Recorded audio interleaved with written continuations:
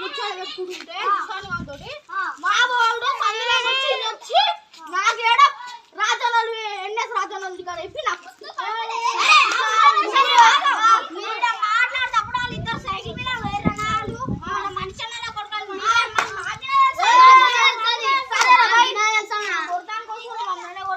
కుట్టురా అప్పుడు నువ్వేమన్నా మావాడు స్టార్టింగ్ విన్నాడు గుడి కాదు ఒంటరి బాధపడి కదా గోడ్లు ఆడుకుంటుంటే కిచ్చేద్దామా అని వాళ్ళని గుట్టనీకి అని చెప్పినా